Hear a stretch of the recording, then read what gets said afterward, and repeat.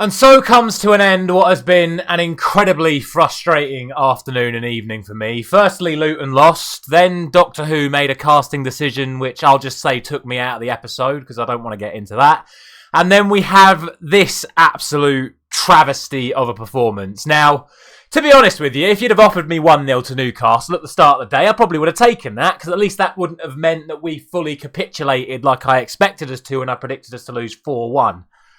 But some of the individual performances on display this evening are beyond unacceptable, and you can probably tell by the sound of my voice, I am probably more annoyed than I have been at any other game so far this season. How you can go from a performance against Galatasaray, where we gave it absolutely everything and lost the game due to a couple of goalkeeping errors and a few missed chances, to a performance where a good 5 or 6 players were just not putting themselves about. It's criminal. It's unacceptable at any level of football. I'm overweight and unfit, but I'd have put in more effort than some of those players out there tonight. I certainly would have kept running. No matter what, you keep running. And, I mean, firstly, Martial and Rashford. I spoke about it in the Galatasaray game. I said, based on the performances that I saw against Galatasaray, Rashford should not come back into the starting lineup, and that Martial, after a good performance against Everton, against defenders that were going to hit the ball long, shouldn't play against Newcastle for the same reasons he shouldn't have played against Galatasaray, because there were centre-backs that wanted to get on the ball and actually play. The attitude and the effort from the two of them was unacceptable. They shouldn't have started the game, and then they absolutely should not have started the second half.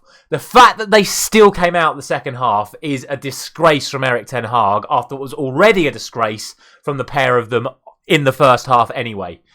Then you have Garnacho, who actually, in the first 10 minutes, I thought was doing really well. Every time Bruno got the ball, he was playing it out to Garnacho, and he was causing Trippier all sorts of problems. But once Newcastle got a hold of the game, he then stopped tracking back with Trippier, and then when we got the ball, because he'd sort of like not had it for a while, it's as if he'd given up on even coming for the ball as well. Then you have McTominay. You know how much of a fan of McTominay I am, but he was getting absolutely overrun by Joelinton for 90 minutes. And how Scott McTominay played the full 90 minutes, I don't know. Again, after the Galatasaray game, I said that Mainu needed more cover in that midfield and that Amrabat should start over McTominay for this game today. And it's no surprise to me that the moment that Anthony, Højlund and Amrabat came onto the pitch, all of a sudden we started creating more opportunities and started to cause more problems. Not any significant problems until maybe like stoppage time. But yeah, if I can see it, if the public can see it, if Jermaine Genius can see it in the studio, if the commentators can see it, how can Erik ten Hag not make that decision at half time? There is so much on the line in every single one of these games, and it has to be better from every single one of them involved. And there were only really 3 players who really put themselves about today, and that was Harry Maguire, Luke Shaw and Bruno Fernandes. And I know Bruno didn't have his best game, but he was the only one really trying. Like in that midfield, Mainu is not a ball winner. He is someone that needs someone around him to help him out. He's good on the ball, but he's not the best off the ball at the moment. And he's still only 18, so he needs that extra support. So Bruno is having to do the job of Mainu and McTominay defensively, whilst also then trying to dictate play the other way against 3 Newcastle midfielders that were running more than the other 2 Manchester United midfielders. I felt sorry for Bruno. He was really trying in that midfield. I know Mainu was as well, but they were let down by McTominay. And then, like I say, Maguire and Shaw did absolutely everything in their power to keep Manchester United in that game. And I cannot sing the praises of Maguire and Luke Shaw enough for tonight. They really, really gave it everything. So much so that Maguire inevitably then, after blocking about 10 certain goals for Newcastle, ended up blocking a certain goal for Manchester United at the other end. But that's just the way it goes. If the other players would have put in more effort, we wouldn't have had to have played Harry Maguire up front for the last 10 minutes in the first place, and he wouldn't have even been there, and Anthony probably would have scored. But like I say, it's probably the most frustrated I've been at a performance from Manchester United, and the goal just sort of summed it up for me. Luke Shaw, obviously plays the ball. It's not the best ball from Luke Shaw, but Garnacho has to show more willingness. He is quicker than Kieran Trippier. They have an even starting point to get to that ball, but Trippier wanted it more. He was more physical, he was more aggressive, and he got on the ball. Then the runners from midfield again, because McTominay's just let them go, Mainoo's just let them go, and then we've got the run in behind, pass out wide to Trippier, ball across to Anthony Gordon, and Aaron Wan-Bissaka is switched off, and Anthony Gordon has scored. And again, I will be critical of Wan-Bissaka when I need to. I love Aaron Wan-Bissaka. I think he's a phenomenal tackler in one-on-one situations, but I've always been critical of his run tracking. And that's what Anthony Gordon did really well tonight. One-on-one, Anthony Gordon did not beat Aaron Wan-Bissaka once, because barely anyone ever beats Aaron Wan-Bissaka 1v1. However, there is a reason why he has the highest percentage of recovery tackles. It's because he has to recover.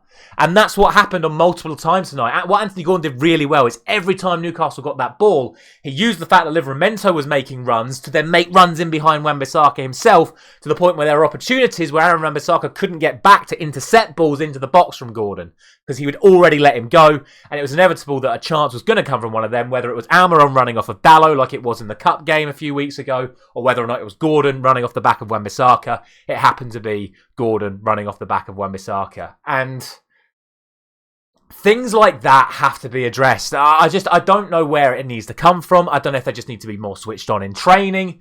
I don't know if it's the fact that our forwards aren't making those sort of runs in training. You know, I've always been critical of our crosses into the box in training. Are we not putting enough balls into the box? So we're not practicing defending balls into the box. It just, so many things that are just basics went wrong tonight. And that's what's frustrating. If we'd have lost 4-1 and it'd have been another capitulation, you know, because the mental strength of the players wasn't there, that's what I expected to happen.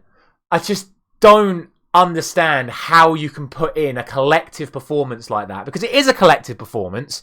Just because individually players didn't make enough effort, because enough individuals didn't make enough effort, it's then a collective lack of effort. And it was all too little too late. Højlund had no real time to impact the game. I thought Antony again did well when he came on. Livramento had Rashford on toast at both ends of the pitch. Rashford didn't get past him once. Livramento got past Rashford about 20 times. Antony, to his credit, stopped Livramento getting forward on, I'd say, all but one occasion. But the one occasion Livramento got past him, Antony hacked him down and took a yellow card. So technically, Antony didn't let Livramento past him once. And that's the thing for me. If I spotted that in the Galatasaray game, surely Ten Hag had to have spotted that in the Galatasaray game. I don't care if he names Marcus Rashford. If you've had a season as crap as the one he's had so far, after the performance Antony put in against Galatasaray, he had to play tonight. And like I say, it's just some of the decision making before the game and during the game. It's baffling to me. If you knew Luke Shaw was going to play left centre back, why play Dalot instead of Reguilon? Reguilon has not put in a bad performance for Manchester United since we signed him. So why are we playing a right back at left back when we've got a perfectly good left back available to us to start the game, who probably would have handled Almiron better, put himself about better, and actually provided us the balance on both sides of the pitch where we could actually go around the outside? I mean, I'm not being funny. If it's not for Fabian Schär's wonder clearance, Reguilon scores, and it would have been a brilliant goal. It's just so frustrating. But the fact of the matter is, we've lost the game. It's another defeat. We have lost to every single team in the top half of the table so far. But we've beaten every team in the bottom half of the table so far. So at least we end up with 60 points at the end of the season, right? I mean, that's how it works, isn't it? We've got a bottom half team on Tuesday night or Wednesday night, whenever it is, whenever we play Chelsea, whatever Chelsea's result tomorrow, they will be in the bottom half of the table come Wednesday night. So by the logic that we beat every team in the bottom half of the table, at least we should be winning on Wednesday night. But who knows? Chelsea are a good team on their day, and we're going to have to do better than that. I don't know what you say to the players after that. If it's up to me, you strip some of them of the shirt. It's absolutely disgraceful to not put in effort and then fling your arms up and Martial to turn round to the manager when the manager is telling you to work harder, for him to then just go like that and then turn round to go start chatting to Rashford. It's absolutely unacceptable.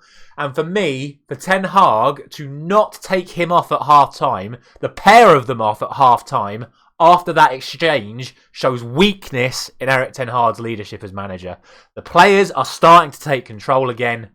I just don't know where we go from here. I really don't. Something drastic needs to change. But for me, it shouldn't be the manager. It just needs to be an attitude change. They need to kick up the arse.